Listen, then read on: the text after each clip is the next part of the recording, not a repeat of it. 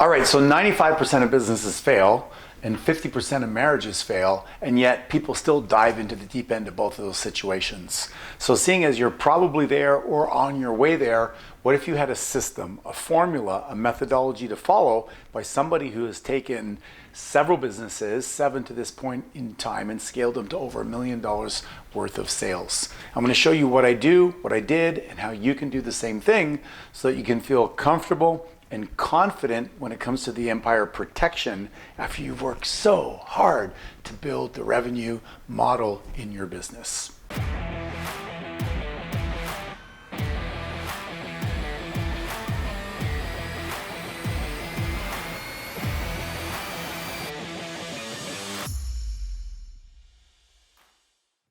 So I've used $1 million as a nice round number for your gross sales. I'm going to work my way backwards. I'm also going to leave you with the 4 biggest mistakes that people make in business that really sink the ship when it comes to having success. So let's start. So like I said, this is your gross sales. Now, if there's anything that gets me more than anything else is people are like, oh, I have a 7-figure business. And I used to go, oh, wow, and be really impressed. Today, I say, what's your net? And you know what the answer is? 99% of the time, guess what it is? They don't know. They don't know. And this is part of the problem, is that the best business people know their numbers inside out. And I'll show you in some of the deficiencies in running your operations where you fall down and why it's so crucial to know your numbers. But let's proceed.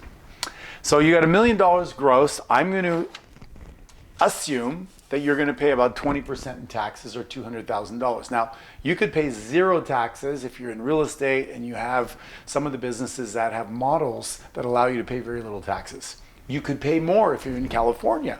It just depends. So input the number if you know what it is. And so if you make $80,000 in a month, you're probably going to put about $15,000 to $18,000 aside for taxes. Make sense? And so use the number that works for you. That is really one of the big faux pas or mistakes that people make, is that they think all the money they get to keep and they don't think about paying taxes at the end of the year. Now, they may do well during the year, but what if you spent all the money that came in and you didn't have money left over to pay your taxes the following year? Guess what? Stress. So that's one of the big things that people do. So here with this system, you wouldn't end up doing that. Hope that makes sense. The second step is to get really clear, and this is kind of the starting point. That's your net, or your gross after taxes, some people will call it. That's $800,000.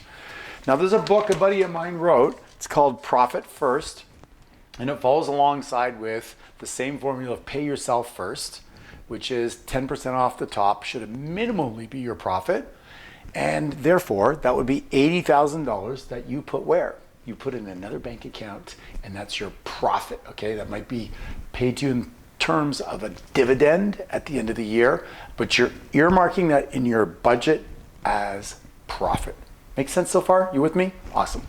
Now, after you do that, you're left with a number, but I want to also point out to you that any good business that is being operated looks at how much it costs, what we call their burn rate per month. Let's say that your burn rate is $60,000. That's your rent, that's your overhead, that's your internet fees, that's your marketing, paying your salespeople, all your expenses put together is $60,000 a month. What I recommend you do is you have 3 to 6, how many? 3 to 6 months of reserve in a short-term money market or low interest rate account that you can use in and out, so you have access to it. You might get 2%, as I put here. You're going to get approximately 2% in a money market account, and you'll have between 90 to 180. Now, a lot of people are saying to me, okay, I got to put reserves, I got to pay profit first, etc. When you're starting out, what you might do is take the profit that you don't pay yourself and use that to fill up the bucket of reserves. Once that's full, then you start to administer or distribute profits. You with me? Make sense? Right? So now you've got that full, you start to pay yourself profits at the end of the year. Then you want to look at what's the fixed expenses and does it fit into your formula. So often what people do is they don't really know what their fixed expenses are. They're just paying bills, they rent a place, they think they need 500 square feet or 2,500 square feet, they buy couches, they buy furniture, they buy equipment, they sign online for, software, etc. And before they know it, they're like hoping sales are going to be great. They spend money on marketing. They don't really know what's coming in, and they're just kind of going from month to month the same way people run their lives. And before you know it, they get to the end of the year and they're like, and they're really not in a good place. So if you do a proper budget and every month you start to look at the numbers, you get a really better picture. But I'm going to assume for now that your fixed expenses are around $600,000 for the year or $50,000 in that particular case. Again, you know the numbers. I'm giving you the formula, yes? So you would know that your fixed expenses are, and those are the things that are immovable. Like you need 2 employees, let's say a receptionist and you need a manager. Or you need a salesperson and you need a personal assistant. You need to rent 500 square feet. You need a computer, software, things that are fixed expenses. The second piece in this side is what I would call your variable. Now, if you have a salesperson paid by commission versus by salary, that would constitute variable. If your sales are $600,000 and your salesperson is paid 10%, that would be $60,000. If you make $1 million and your salesperson was responsible for all the sales, that would be $100,000. So that becomes a variable box. Now, when you start to add these up and you put them together, the variable might be in the vicinity of an extra $10,000 or $15,000 or $20,000. Maybe you go big one month on marketing. Maybe you do some extra advertising campaigns. Maybe you have some bonus programs. Maybe you have to buy 2 new computers that month because you're expanding. So those will be some variables, and probably it'll come in around $600,000, $700,000 combined, a couple $100,000 in taxes, and it leaves you approximately $100,000 of net what? Net profit. So this gives you a bit of some of the bigger pieces. If you're really good with numbers, maybe you're a CPA, you're a lot smarter than me when it comes to the numbers and doing it, it's automatic for you, you got this. But if you're like most entrepreneurs, they're good at some aspect of the business. They're good at marketing, they're good at sales, they're good at fulfillment, right? Delivering the product and service, but they're not that strong in other areas, and that's why it's so important to go down this path. So if you look at this, $1 million gross, pay your taxes to yourself in an account until you have to pay them later, or once you're established, you may have to pay them quarterly or monthly, depending on the tax structure in your state or province or country. 800 net or gross after taxes. Pay yourself first, have some reserves, fixed expenses, you want to know what those are so you can be a bit luxurious in the variable. Hey, maybe you want to go to a seminar, maybe you want to go to an event, maybe you want to hire a coach, whatever the case may be. And those would be your variables. And then you're left with approximately a profit margin of 10, 15, maybe 25, maybe 50. I don't know your business, all right? But you should know what your numbers are. Now, that being said, let's look at the big mistakes before we wrap this up. Okay, number 1.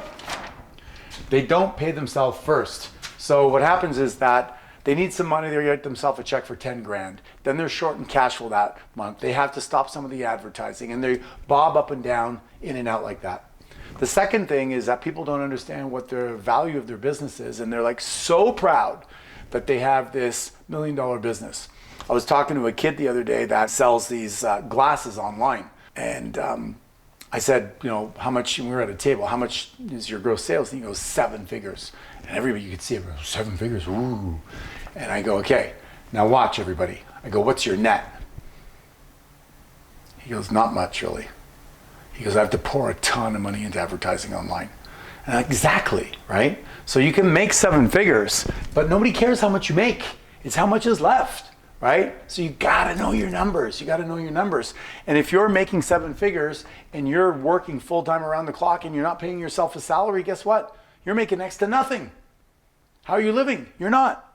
So the best thing to do is to determine what your position is worth as CEO of the company and pay yourself 8 grand a month or 10 grand a month. And that becomes part of your what? Fixed expenses. Then what's left over in terms of profit is the value of your business times 3 or 4. Run some numbers for you. Let's say hypothetically your fixed and variable expenses come to $600,000 as an example. And within that you're paying yourself $100,000 a year. Let's say you have got to pay $150,000 taxes on that. That leaves you with a gross expenses of $750,000. Yes? And you have gross sales of $1 million. That's $250,000 of net profit after you pay taxes and everything. Well, guess what? The value of your business is about $750,000, 3 times, to maybe $1 million, depending on the industry. Could be more, could be less, but that's a good range.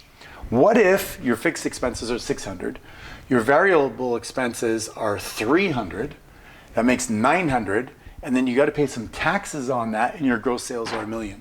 Guess what? You haven't paid yourself a salary yet. Your business is worth nada, nothing. So it's really important you run these numbers and that you get a clear picture. Because guess what? If you go selling $1 million worth of products or services and you're not paying yourself, you're stressed out, and you don't have a business, you own a job. And guess what? Owning a job is worse than having one, because you get all the risk that comes with it, all the responsibility, and you're working around the clock wearing 17 different hats. So it's really important that you get honest with yourself. I know a lot of people, they don't want to work for anybody else. They'd rather make crumbs and have the freedom to work around the clock than to work for somebody else. So I don't know if that's your case, maybe not, maybe so, but something to think about, yes? The second thing is they don't do monthly reports. And so one of the reasons they get themselves into doggy doo-doo is because they don't do monthly reports and they don't know their numbers. And then they wake up 6 months later, they owe the government taxes, they've been borrowing on credit cards, and they're in debt, and then they go bankrupt like 95% of people. So it's really important that you know the monthly numbers. And then the other part is more around offense. It has to do with the fact that they don't really want to do the heavy lifting, so what they do is they spend a ton of money on advertising, hoping to bring in the clients. They love the fact that they're 7 figures. Things are pouring in. They're a little bit sloppy with the operations. They don't care because they got sales coming out the yin yang. They're not refining. They're not using some of the systems I teach, which is to rehearse and review. And they end up with a business that's 7 figures, but with 0 profit. And another reason is that they don't want to lead generate themselves because, I'm the owner. I shouldn't have to go out and knock on doors, pick up the phone, or solicit people. So I could go on and on about this topic, obviously, because I have multiple businesses. I'm pretty passionate about it. But if you were to just take this, what I've given you here, and actually do your numbers on a monthly basis, get off the couch and get out there and lead generate as a priority. I'm not saying you're sitting on the couch. You're probably really busy, but make lead generation a priority, and you were to track your numbers, pay yourself first, have a contingency fund, right, or a reserve, then I bet you that you're going to be way more successful than the average entrepreneur. So I hope that this process of managing your money when it comes to business or being self-employed is super helpful. It's similar to how you do it personally with some tweaks, but either way, it's going to make you a rock star in your business, sleep well at night, and lap the field when it comes to success. So best of luck to you.